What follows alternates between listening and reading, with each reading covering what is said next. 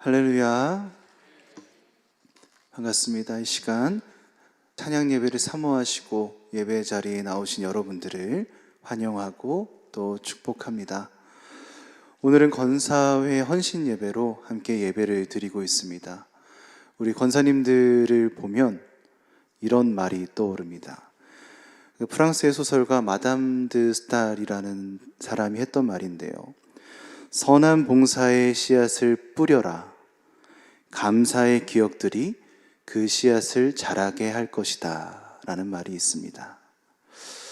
늘 헌신과 섬김으로 교회를 세우고 계시는 권사님들의 이 노력들은 씨앗이 되어 광석교회 토양에 심겨지고, 또한 그 헌신을 감사하는 성도들의 마음이 모여져 양분이 되어 그 섬김을 자라나게 하고, 결국 그 섬김과 헌신이 우리 교회를 가득 채울 줄로 믿습니다.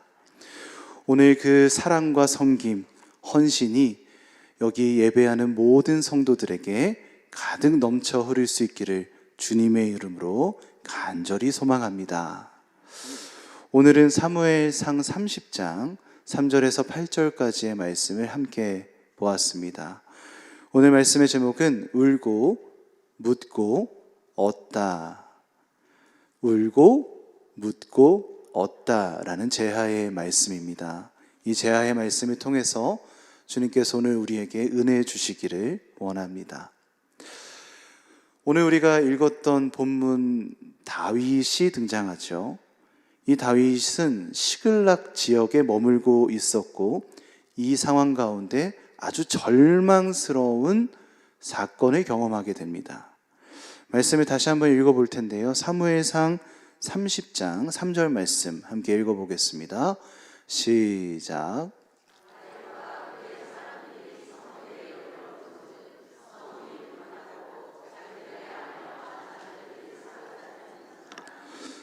갑작스럽게 아말렉이 침공을 했고요.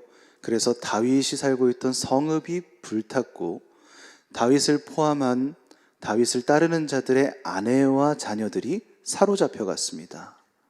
그러니까 지금 가족들의 생사를 확인할 수 없는 상태고요. 그들이 죽었을지도 모르는 상황 가운데 놓여져 있는 겁니다. 얼마나 절망스러운 상황입니까? 이런 상황을 딱 맞이하게 되었을 때 사람들은 과연 어떠한 반응을 보일까요? 사무엘상 30장 4절의 말씀 한번 보시죠. 여기서 나오는 사람들의 반응을 보십시오. 읽겠습니다. 시작.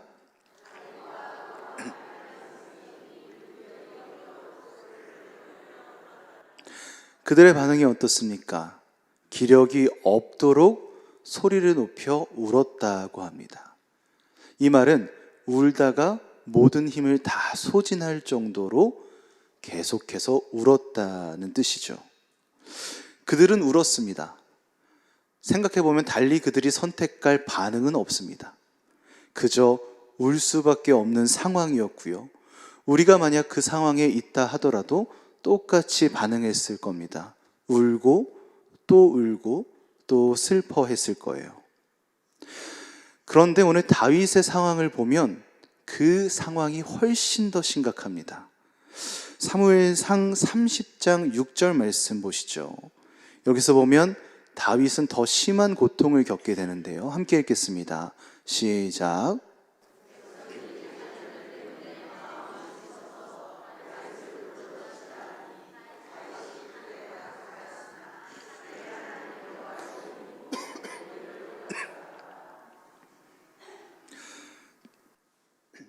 지금 어떤 일이 일어납니까? 다윗을 따르던 자들이 돌로 다윗을 쳐 죽이고자 합니다. 여러분, 다윗을 따르던 자들은 한 600명 정도 되었습니다. 그런데 이 사람들은 아주 오래전부터, 그러니까 다윗이 아무것도 없던 도망자 시절부터 다윗을 따르던 사람들이었어요. 이게 여러분 말이 쉽지 굉장히 어려운 일입니다.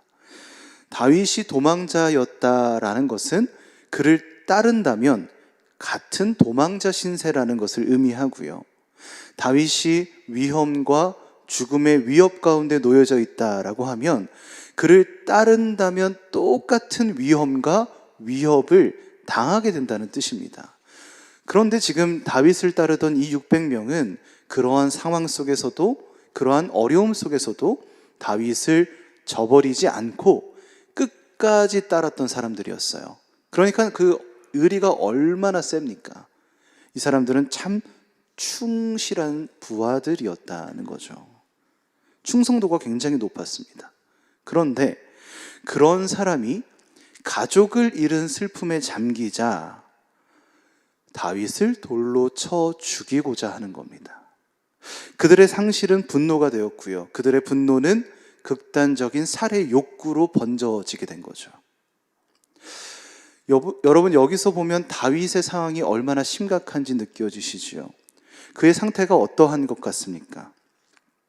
그 전까지 어려움이 있어도, 그 전까지는 위협이 있어도, 그 전까지는 도망자 신세였어도 괜찮았습니다. 왜냐하면 적어도 나를 따르고 있는 600명의 사람들이 있지 않았습니까? 그들이 옆에 있다, 그들이 나를 도와주고 있다, 그들이 나에게 힘을 주고 있다라는 그 사실만으로 얼마나 힘이 되었겠습니까? 그런데 이제 그 사람들이 없습니다. 그 사람들은 적이 되었고요. 내 옆에서 나를 도와주고 나를 위해 기도하고 나를 도와주면서 기도하고 힘써줄 사람이 아무도 없게 된 거예요. 오히려 그들이 다윗을 죽이려고 하는 상황 가운데 있는 겁니다. 의지할 것이 아무데도 없는 상황 가운데 다윗은 놓여져 있습니다. 여러분, 이러한 상태를 신학적으로 가난한 상태라고 합니다. 여러분, 우리가 가난한 상태다, 가난하다라는 말을 들으면 그냥 직관적으로 경제적인 어려움을 떠올리게 됩니다. 그렇지 않습니까? 하지만 성경에서 말하는 가난한 상태, 가난한 자의 상황은 보다 더 넓은 함의를 갖고 있어요. 그게 무슨 말이냐? 경제적인 어려움, 그것도 포함하여 정치적, 사회적, 문화적, 전반적인 부분에 있어서 궁핍한 상태, 압제를 당하고 있는 상태를 의미하는 겁니다. 그러니까 우리가 가난함이라는 단어를 들었을 때 떠올리는 경제적인 어려움이 아니라요, 인생 살아가면서 경험하게 되는 모든 분야, 사회, 정치, 경제, 문화, 그 모든 분야에서 경험하는 궁핍, 가난함을 의미한다는 뜻입니다. 즉 한마디로 이 성경에서 말하는 가난한 상황은 다윗이 경험하고 있는 지금 이 상황, 아무것도 아무데도 의지할 수 없는 상황을 정확하게 지칭합니다. 그래서 다윗은 자신을 가난한 상태라고 인지했고요. 시편의 말씀을 읽어보면 종종 이러한 표현으로 자기를 고백합니다. 한번 말씀을 찾아보겠습니다. 시편 말씀 한번 볼 텐데요. 한번 반복되는 단어가 무엇인지를 한번 살펴보시죠. 시편 9편 18절입니다. 함께 한번 읽어보겠습니다. 시작.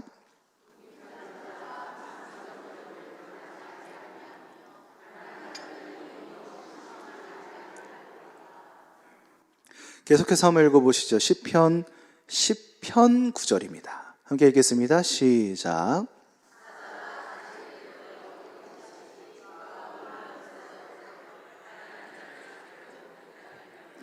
자기 그물을 끌어당겨 가련한 자를 잡나이다. 계속 읽어보시죠. 시편 18편 27절입니다. 시작. 주께서 곤고한 백성은 구원하시고 교만한 눈은 낮추시리이다. 이번에는 시편 35편 10절입니다. 읽어보시죠. 시작. 내 모든 뼈가 이르기를 여호와 같은 이가 누구냐?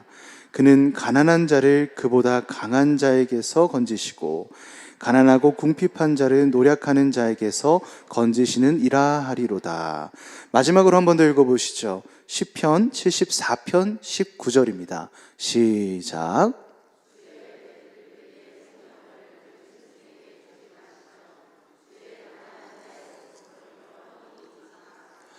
자, 여러분, 시편의 말씀을 조금씩 찾아 읽어보았는데요. 반복되는 단어가 뭡니까? 궁핍한 자, 가련한 자, 곤고한 백성, 가난한 자. 동일한 단어들이 계속해서 반복되고 있습니다.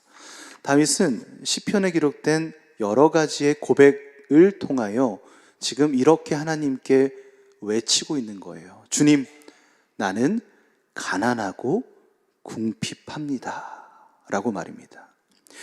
이것이 여러분 다윗이 경험하고 있는 현실이었고요, 다윗을 따르던 자들이 함께 경험하는 현실이었습니다. 또한 이것은 오늘 우리가 경험하고 있는 현실이기도 합니다.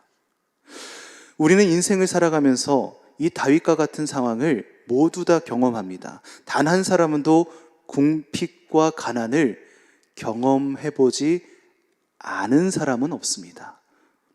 그렇지 않습니까? 우리는 살아가면서 우리 힘으로 할 수 없는 것, 아무데도 의지할 수 없는 것, 아무것도 의지할 수 없는 그러한 어려움, 가난한 상태를 우리는 모두 경험합니다. 여러분, 이러한 현실 앞에서 우리는 어떠한 결정을 합니까? 오늘 성경에 나오는 사람들처럼 기력이 다할 정도로 울 뿐입니다.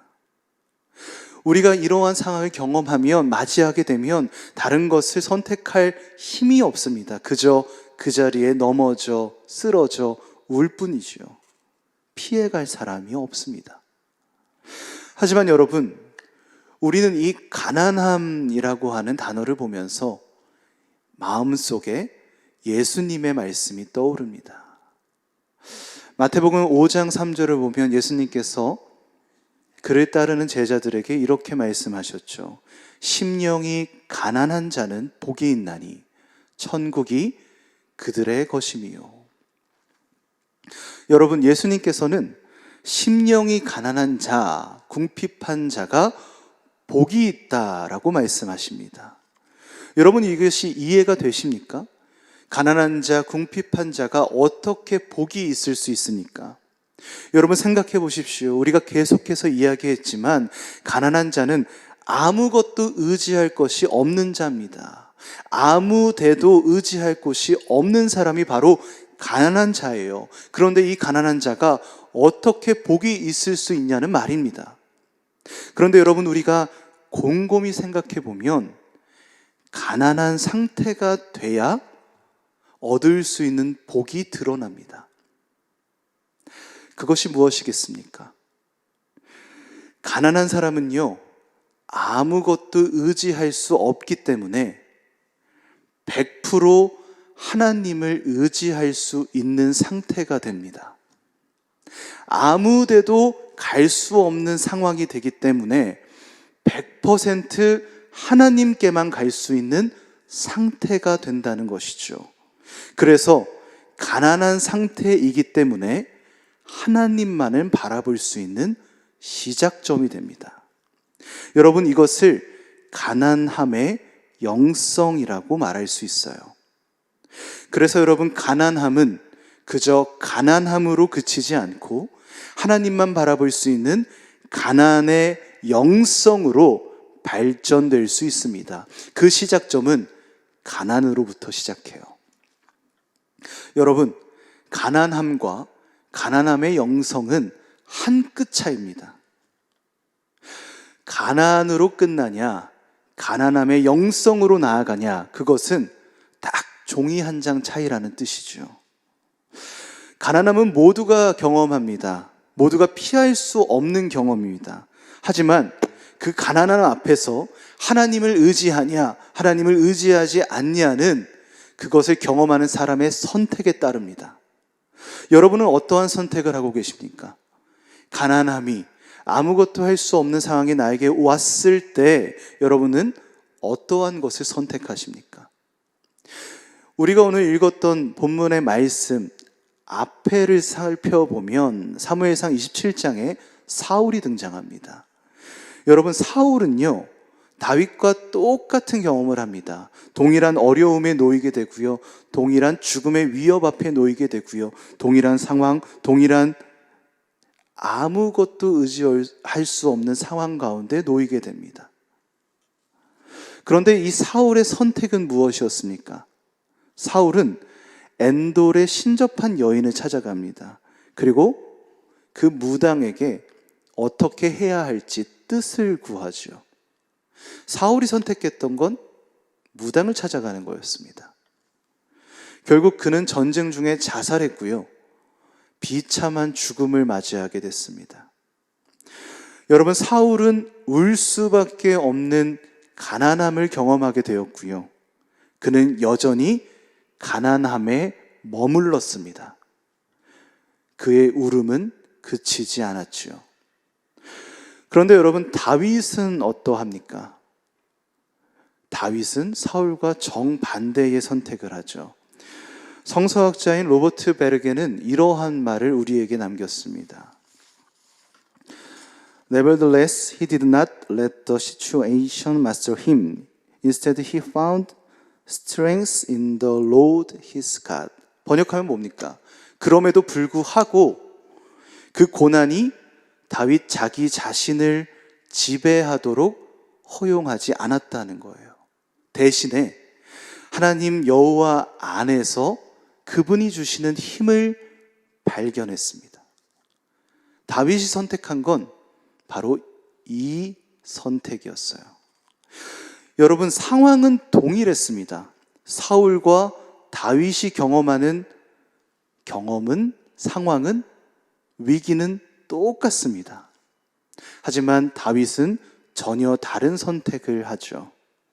실제 다윗은요, 제사장 아비아달을 불러서 이렇게 말합니다. 말씀을 한번 읽어보겠습니다. 사무엘상 30장 7절입니다. 한번 말씀을 읽어보시죠. 읽겠습니다. 시작.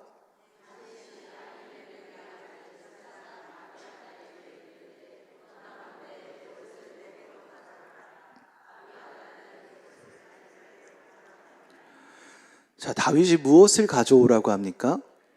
에봇을 가져오라고 합니다. 여러분, 에봇이 무엇일까요? 제사장들이 직무를 수행할 때 입었던 의복입니다. 세마포 겉옷 위에다가 걸치는 조끼 모양의 윗옷이었어요. 제사장이 직무를 다할 때 입는 의복이라는 뜻이에요. 즉, 다윗이 지금 에봇을 가져오라는 것은 내가 하나님께 기도하겠다는 겁니다. 내가 하나님께 묻겠다는 거예요. 내가 어떻게 해야 할지, 이 절망 가운데, 이 가난함 가운데 나는 과연 무엇을 해야 할지 하나님께 물어보겠다는 뜻입니다. 여러분, 이 상황 가운데 다윗이 선택했던 것은 무엇입니까? 자신의 삶과 자신의 어려움과 자신의 위기 앞에서 그가 가야 할 방향과 길을 하나님께 묻기 시작했습니다. 다윗은 울었지만 다윗은 하나님께 물었습니다. 여러분, 이렇게 하나님께 묻고 나아가는 다윗의 모습이 나타나자 어떠한 일들이 일어났습니까? 이후에 일어나는 일들이 굉장히 신비롭습니다. 하나님은 다윗에게 아말렉 사람들을 쫓아가라고 하셨습니다. 그래서 다윗은 군사 600명을 이끌고 아말렉을 쫓아갑니다. 그런데 부솔 시냇가에 이르자 200명의 사람이 지쳐 쓰러집니다.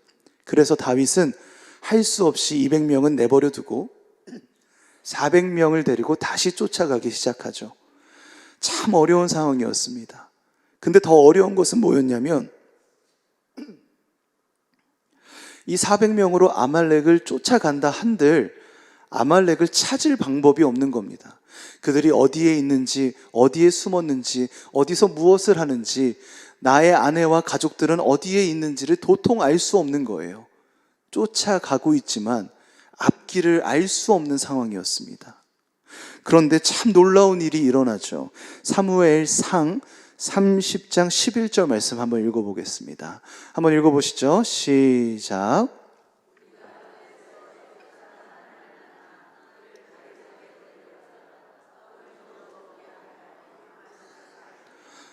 자, 여러분, 여기 다윗이 누구를 만나냐면요, 그 광야에서 애굽 사람을 한 명 만납니다. 근데 그 사람은 빈사 상태에 놓여서 죽어가고 있었어요.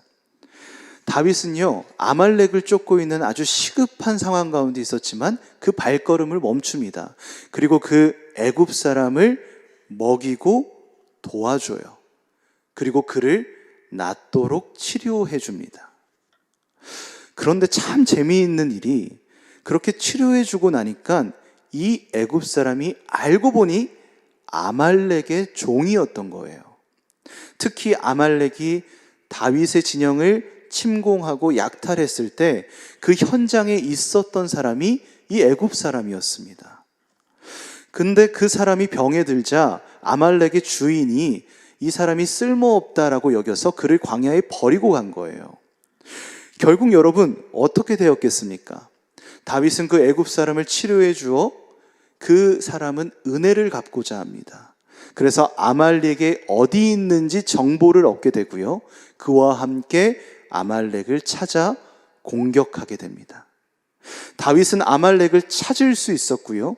술에 취해 먹고 마시며 춤추고 있던 아말렉 사람들을 모두 진멸합니다. 빼앗겼던 가족들도 모두 되찾게 되었어요. 여러분, 여기서 우리는 무엇을 발견합니까? 다윗은 모든 문제의 해결을 얻습니다. 여러분, 이렇게 시나리오를 써서 한다고 쳐도 이루어지지 않을 일이라고 생각이 들어요. 그렇지 않습니까? 이것이 어떻게 인간의 힘이겠습니까? 이것이 다윗의 능력이겠습니까? 이것이 다윗의 계획이었겠어요? 아닙니다. 이것을 행하신 분은 오직 하나님이셨습니다. 하나님이 이것을 행하셨고 하나님이 이것을 다윗에게 허락하신 거예요. 하나님께서 다윗과 그를 따르는 자에게 이 은혜를 얻도록 허락하신 겁니다. 여러분, 다윗은 울었고요, 하나님께 물었고요, 그리고 하나님께 얻었습니다. 여러분, 우리 여기서 다윗을 통해 우리가 나아가야 할 신앙의 중요한 방향을 다시 한번 점검해 볼 수 있습니다. 여러분, 모든 사람에게는 가난함이 찾아옵니다. 아무것도 의지할 수 없는, 아무데도 의지할 수 없는 그 가난함이 인생에 필연적으로 찾아오죠. 그래서 우리는 눈물을 흘릴 수밖에 없습니다. 하지만 여러분은 여기서 어떠한 선택을 하시겠습니까? 그 고난이 여러분들의 삶을 지배하도록 허용하시겠습니까? 그 고난이 여러분들의 삶을 이끌어가도록 그 고난에 몸을 맡기시겠습니까? 아닙니다. 우리가 의지할 수 없을 때에, 의지할 것이 아무것도 없을 때에 우리는 비로소 깨달을 수 있습니다. 아, 우리가 바라봐야 할 분은 하나님 한 분이시구나. 우리가 따라가야 할 분은 하나님 한 분이시구나. 우리의 힘과 능력과 우리의 계획이 되시는 분은 하나님 한 분밖에 없으시구나 라는 그 사실을 우리는 비로소 이때 깨달을 수 있어야 합니다. 가난한 가운데 우리는 울 때도 있지만 그 가운데 하나님께 물어야 하고요. 그렇게 우리가 하나님께 묻고 나아갈 때 하나님은 당신의 뜻을 우리의 삶 가운데 이루어 가실 겁니다. 그 하나님의 뜻을 우리는 얻게 될 거예요.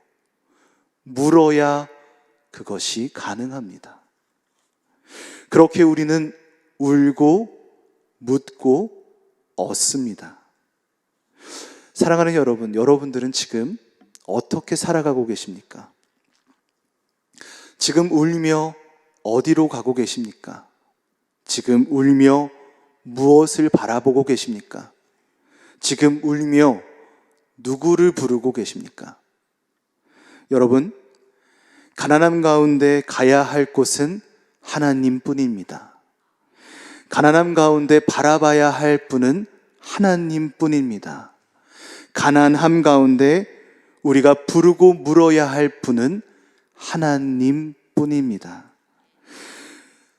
우리 광석교회 이 자리에 예배를 사모하며 나오는 여러분들, 함께 하나님께 묻고 나아갑시다. 가난함이 우리의 삶에 찾아온다 할지라도, 아무것도 할 수 없는 상황 가운데 놓여진다 할지라도 우리는 그 가운데서 고개를 들어 하나님을 부르며 하나님께 묻고 나아갑시다.